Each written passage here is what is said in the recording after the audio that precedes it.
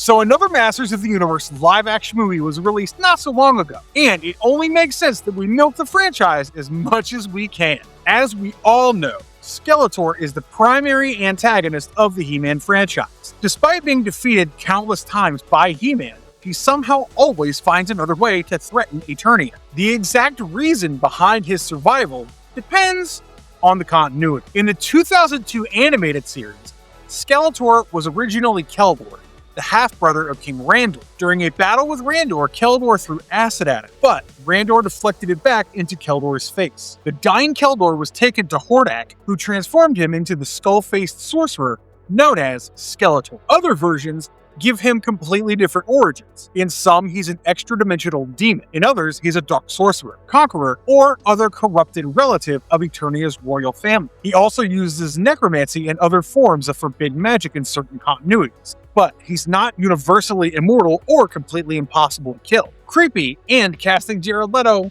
kinda makes sense now. However, despite being one of Eternia's most dangerous villains, there are weapons, magical forces, and pieces of technology that can overpower him. Keep watching to find out which ones can help you survive if you ever find yourself isekai'd into Eternia and wake up as an Eternian hero.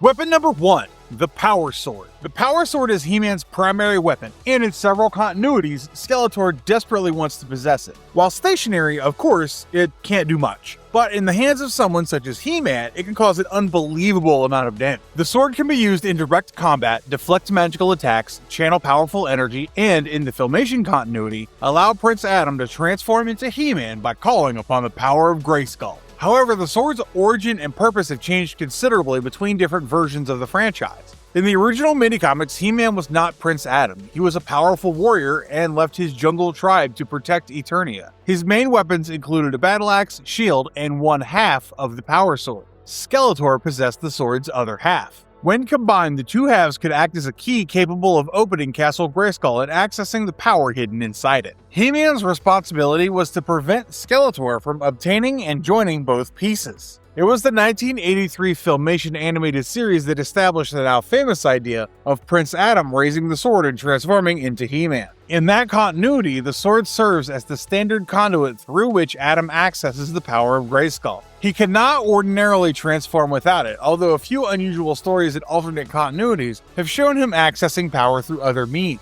The sword has also wounded Skeletor, shattered magical barriers, redirected attacks, and destroyed enchanted weapons. So while He-Man's courage and physical power remain essential, the Power Sword is one of the clearest weapons capable of breaking through Skeletor's magic and defeating him.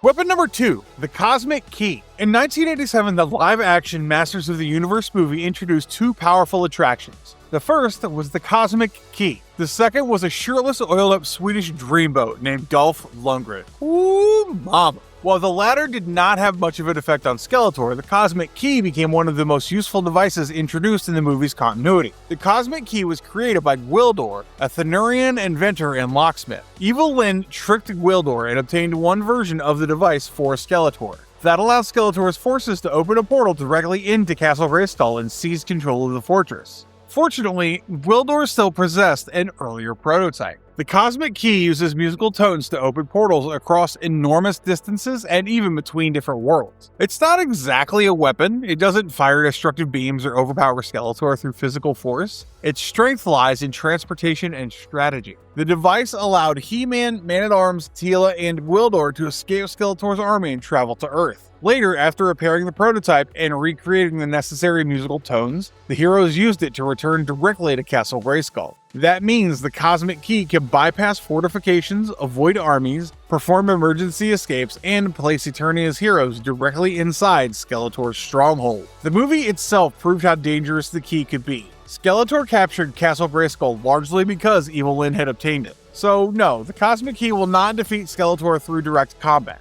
But when used correctly, it can place He-Man close enough to do the job, and that makes it one of the most strategically powerful devices in the franchise.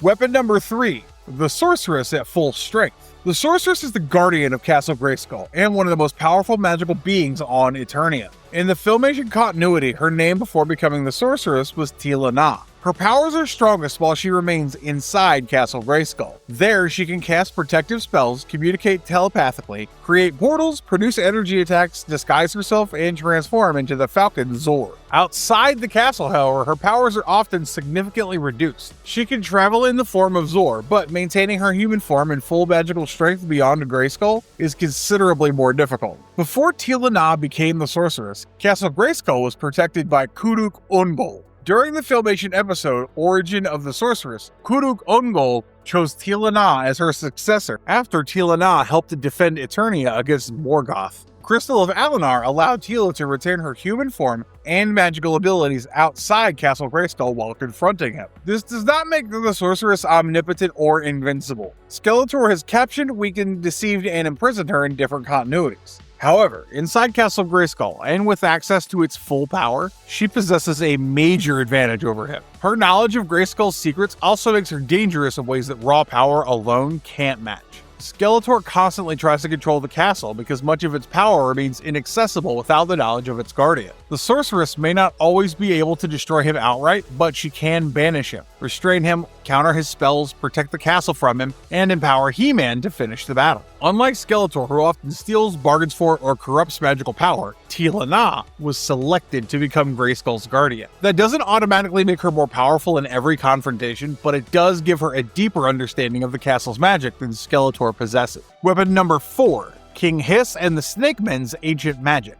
King Hiss is one reptilian force to be reckoned with. In the 2002 Masters of the Universe animated series, he's the ancient ruler of the Snakemen. His humanoid appearance is only a disguise. Beneath it, his body is made from a mass of snakes with multiple heads and fanged mouths emerging from one form. The Snakemen once came close to conquering Eternia. They were eventually defeated by Hero, Keldor, and Zodak, who imprisoned King Hiss and his forces beneath Snake Mountain. Centuries later, Cobra Khan manipulated events that allowed the Snakemen to return. Skeletor initially believed that he could control or use them. Naturally, that did not go according to plan. King Hiss possesses great physical strength, powerful jaws, venomous fangs, and ancient magical knowledge. He can shed his humanoid disguise and overwhelm enemies through his combined force of the snakes forming his body. He also commands followers such as Ratlor, Tongue Lasher, Cobra Khan, and Snakeface. However, the original script gave him several abilities that are not consistently part of his standard power set. He does not always wield one definitive magical serpent staff. He's not universally shown turning opponents into stone, and he doesn't consistently draw all his power directly from Serpos. Serpos is the enormous snake deity imprisoned within Snake Mountain, and the Snakemen are strongly connected to its mythology. But King Hiss remains dangerous through his own ancient power, cunning, physical strength, and control over the Snakemen. Could he defeat Skeletor? Absolutely, under the right circumstances. Skeletor's magic is formidable, but King Hiss is not a simple reptilian henchman. He's an ancient conqueror who once threatened all of Eternia and commands an army that does not naturally answer to Skeletor. It would probably take more than one magical staff to settle that battle.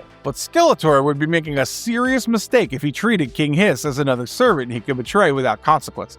Weapon number 5. Man-at-Arms' advanced technology. Now, reading this should give hope to my fellow engineers who are struggling to get placed. Don't worry, if you don't get placed in one of the big 4, simply isekai yourself into Eternia because your degree might finally come in handy. Man-at-Arms, also known as Duncan, is Eternia's greatest inventor, weapons designer, and military strategist. He serves the royal family and creates much of the technology used to defend Eternos. Across different continuities, Duncan has built vehicles, energy weapons, force fields, scanners, communication systems, armor, robots, and devices designed to counter magical threats. His technology has repeatedly helped He-Man's allies survive encounters with Skeletor. However, it would be inaccurate to say Skeletor's magic simply has no effect on technology. Magic has destroyed, corrupted, and disabled machines throughout the franchise. Similarly, Duncan's inventions do not automatically neutralize every spell Skeletor casts. Their effectiveness depends on what he's built and what kind of magic the team is facing. Man-at-Arms has interfered with Trapjaw's mechanical systems in certain stories, but that doesn't mean he can casually hack in and control them whenever he wants. In Masters of the Universe Revelation,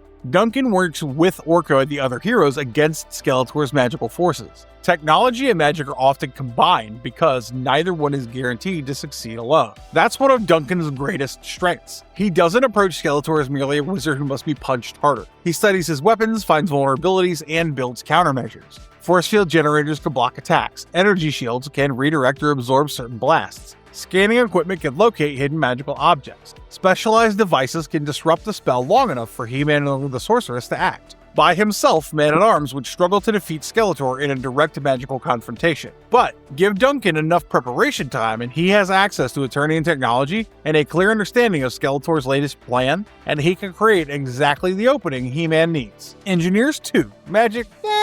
Any of these weapons or powers could help defeat Skeletor, but none guarantees a permanent victory. The Power Sword can break through his magic. The Cosmic Key can bypass his armies and transport heroes directly into his fortress. The Sorceress can challenge him through the power and knowledge of Castle Grayskull. King Hiss can threaten him with ancient Snakemen magic and overwhelming physical force. And Man-at-Arms can build technological countermeasures against the magical weapons and defenses. But the Masters of the Universe franchise has many different continuities. A weapon that destroys Skeletor in one timeline may only inconvenience him in another. His powers, origins, and durability change depending on whether we're discussing the original mini-comics, Filmation, the 1987 movie, the 2002 animated series, Revelation, Revolution, or the 2026 film. Anyway, if you find yourself isekai'd into Eternia, make sure to look for Castle Grayskull or He-Man himself. And while you're at it, carry a thesaurus because these people love giving commentary during battles. You do not want to sound like a dunce or they might end up reading you to defeat. Reading's a drag term used instead of roasting because reading is,